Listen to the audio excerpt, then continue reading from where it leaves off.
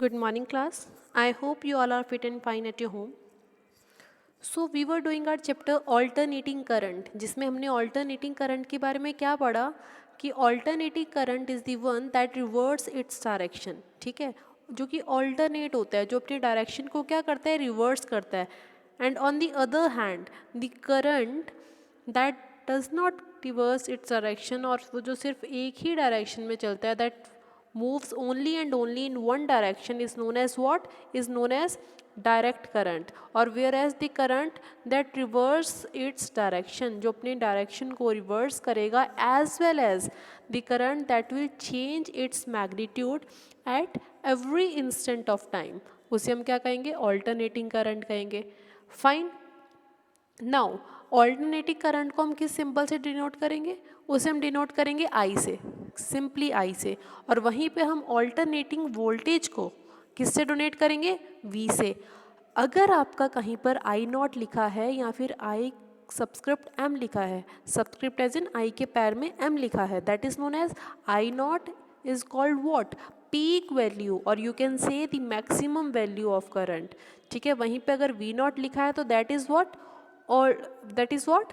Maximum value of voltage, यानी कि peak value of voltage. और इसे आप मैक्सिमम वैल्यू ना कह के और क्या कह सकते हैं? इसे हम क्या कह सकते हैं? इसे हम एम्पलीट्यूड भी कह सकते हैं.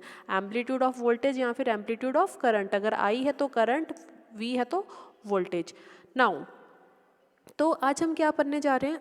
ऑल्टरनेटिंग करंट के टॉपिक इम्पीडेंस के बारे में. अभी इम्पीडेंस क्या होता है? अब आपको पता है रेजिस्टेंस, आपने ओम्स लॉ सबने पढ़ा होगा.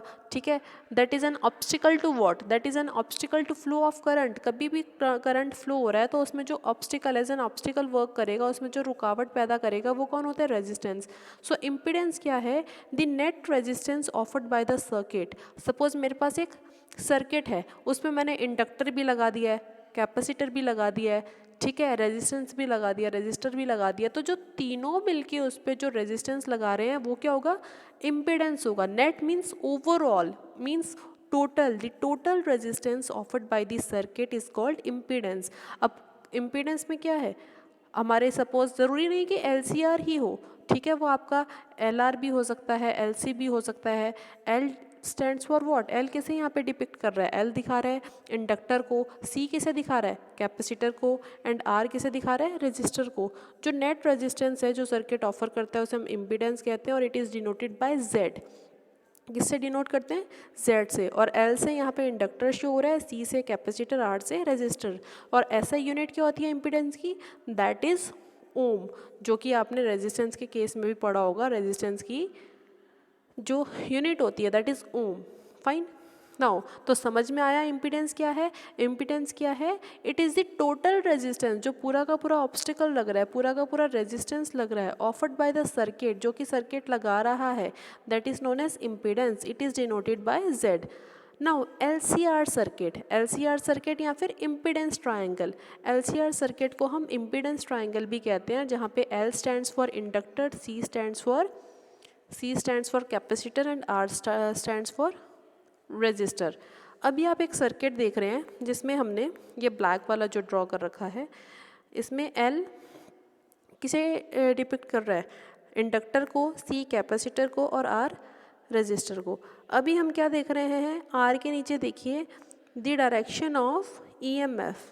ठीक है, the direction of EMF and I is same, that is in the east. Capacitor के केस में देखिए परपेंडिकुलर हैं दोनों एक दूसरे के, I और EC दिखाई दे रहा है. और इंडक्टर के केस में देखिए EL एंड I, ठीक है, वो भी परपेंडिकुलर है, but EL is towards north and I is towards east. Capacitor के केस में क्या है? I is towards east and EC is towards south. ये क्या है? Alternating EMF. अभी देखिए सर्किट ऑफ LCR. इम्पीडेंस क्या है? Resistance offered by all three. तीनों मिलके जितना रेजिस्टेंस लगा रहे हैं किस पे? करंट पे. तो वो क्या है? इम्पीडेंस है. Impedance is the net resistance, overall resistance that is being offered by the circuit. Now ये जो मैंने डायग्राम बनाया ना, ये R का और C का, करंट और EMF का, हम इसी डायग्राम को क्या कर देंगे? अभी कंबाइन कर देंगे. देखिए करंट का डायरेक्शन हर केस में ईस्ट में था, ER का देख रहे हैं, ठीक है, ये उसका हो गया नेट रेजिस्टेंस. ये किसका हो गया? EMF, EL. इंडक्टर का हो गया टूवर्ड्स नॉर्थ, ईसी का हो गया टूवर्ड्स साउथ। ठीक है, ये हमने ड्रॉ कर दिया। अभी मैं क्या करूँगी, ER का डायरेक्शन सेम रहेगा, EL का सेम रहेगा, जो EC टूवर्ड्स साउथ है उसे मैं रिवर्स करके ऊपर ले जाऊंगी, तो नेट कितना आ जाएगा, EL माइनस EC, जैसा कि मैंने लिखा है। अब ये ट्राइंगल फॉर्म हो गया, इसीलिए LCR सर्किट को हम कौन सा सर्किट कहते हैं, इम्पीडेंस ट्राइंगल। इम्पीडेंस जैसे कि टोटल रेजिस्टेंस का ट्राइंगल। नाउ मैंने पॉइंट्स को नेम दे दिया ABC। ठीक है, अब अगर यहाँ पे देखिए लेफ्ट हैंड साइड में EL माइनस EC है, उसी के जस्ट पैरेलल जो है, ठीक है, वो भी EL माइनस EC होगा। And E not is what, B पे देखिए E नॉट है, that is what, that is the maximum value और you can say the amplitude. Diagram समझ में आ गया। अभी what we have to calculate, we have to calculate the net EMF, net electromagnetic force of LCR circuit. तो यहाँ पे मैं क्या अप्लाई कर दूंगी, पाइथागोरस थ्योरम अप्लाई कर दूंगी। What is the Pythagoras theorem, that you know h square is equals to p का स्क्वायर प्लस b का स्क्वायर, यानी कि जो लॉन्गेस्ट साइड होती है उसका स्क्वायर किसके इक्वल होता है, दो शॉर्टेस्ट साइड के स्क्वायर के सम के। तो E not is equals to, E naught का square is equals to what, EL minus EC आपका परपेंडिकुलर हो गया और आपका बेस क्या हो गया, ER। ठीक है, देख रहे हैं आप C के पास AC जो है आपका बेस है, that is ER। EL minus EC आपका परपेंडिकुलर है और आपको क्या फाइंड करना है, E नॉट क्या है आपका, E not is your hypotenuse. तो हमने लिखा E not is equals to under root EL minus EC का होल स्क्वायर प्लस ER का स्क्वायर। अभी हमें पता है कि हमने पढ़ा हुआ है कि V is what, V is equals to product of current into resistance, ohm's law से हमने डिराइव किया था, जो कि आपने 10th में पढ़ा होगा। Now we know that V is equals to IR, so I not R हमारी फर्स्ट इक्वेशन हो गई। ER जो है वो कितनी हो गई, I नॉट R हो गई। EC कितना हो गया, I नॉट XC हो गया, और EL कितना हो गया, I not XL, that is 3। अभी हमने क्या करना है, E नॉट की जगह उसकी वैल्यू पुट कर देंगे, EL माइनस EC की जगह उसकी वैल्यू, ER की जगह उसकी वैल्यू। ना I नॉट को हमने क्या कर लिया, कॉमन ले लिया, तो इसका क्या बचा, सिर्फ अंदर XL बचा, उसका बचा सिर्फ XC, जैसे कि आप यहाँ पे देख पा रहे हैं, उसका whole square plus I not common ले लिया, इसका बचा सिर्फ R स्क्वायर। I नॉट को हमने फिर से बाहर ले लिया, XL माइनस XC का होल स्क्वायर प्लस R का square. Now left hand side पे E नॉट था, तो हमने I नॉट उसके नीचे ले लिया, E not upon I not, that is equal to what, that is equal to Z under root XL minus XC का स्क्वायर प्लस R का square. Fine, now XL minus XC का square plus R का square हमारा क्या हो गया, impedance हो गया। तो this is what, this is the formula of impedance. ये जो मैंने ब्रैकेट्स में डाला हुआ है, ये जो मैंने किस में डाला हुआ है, अंडर अ बॉक्स डाला हुआ है, बॉक्स के अंदर डाला हुआ है, वो क्या है आपका इम्पीडेंस का फॉर्मूला है, यानी कि Z is equals to under root XL minus XC का होल स्क्वायर प्लस R का square.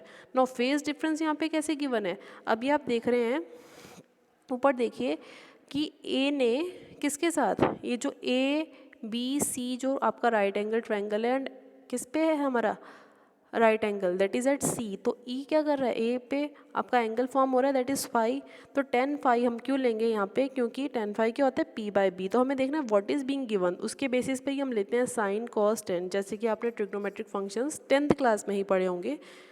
tan phi is what, XL minus XC। अभी किसके फॉर्म में लेंगे हम, अभी तक हमने किसके फॉर्म में लिया था, अभी तक हमने EMF के फॉर्म में लिया था, अभी हम किसके फेस में लेंगे, उनके पर्सनल रेजिस्टेंस के फॉर्म पे लेंगे, that is XL minus XC upon R, क्योंकि XL माइनस XC क्या है हमारा, परपेंडिकुलर हो गया, जैसा कि आप देख सक रहे हैं, और AC इज व्हाट, R। तो tan phi is equals to EL minus EC upon ER। ना पावर फैक्टर cos फाई किसके इक्वल हो गया है, cos phi is equals to R by Z। What is Z over here, Z is the impedance. ठीक है, देख रहे हो ये इम्पीडेंस यानी कि हाइपोटीनियस है, आप देख पा रहे हैं, ये लिखा हुआ है देखिए AB is equals to Z। Now E not is equals to under root EL minus EC का स्क्वायर प्लस ER का स्क्वायर, एंड वहीं पे V कितना हो जाएगा, वो भी हो जाएगा VL माइनस VC का स्क्वायर प्लस VR का स्क्वायर। करंट कितना होता है, V is equals to IR पढ़ा था, यानी कि I is equals to V upon R, लेकिन यहाँ पे R ना लग के क्या लग रहा है, net resistance, that is what, that is Z, that is impedance. ठीक है, but in a case suppose you are only having inductor and resistor in a circuit, तुम्हारे पास क्या नहीं है, कैपेसिटेंस नहीं है। अगर किसी केस में आपके पास सिर्फ इंडक्टर और क्या है, रेजिस्टर है, और कैपेसिटेंस नहीं है, तो उसमें XC क्या हो जाएगा, ज़ीरो हो जाएगा। Z is what, Z is equals to under root XL का स्क्वायर प्लस R का स्क्वायर। ये फॉर्मूला किस केस में होगा, जो लास्ट में लिखा हुआ है XL का स्क्वायर प्लस R का स्क्वायर का अंडर रूट, ये तब होगा if there is no capacitor in this circuit, क्योंकि कैपेसिटर नहीं है तो वो रेजिस्टेंस डालेगा ही नहीं। समझ में आया। So that's all for today. I hope you understood. Thank you so much.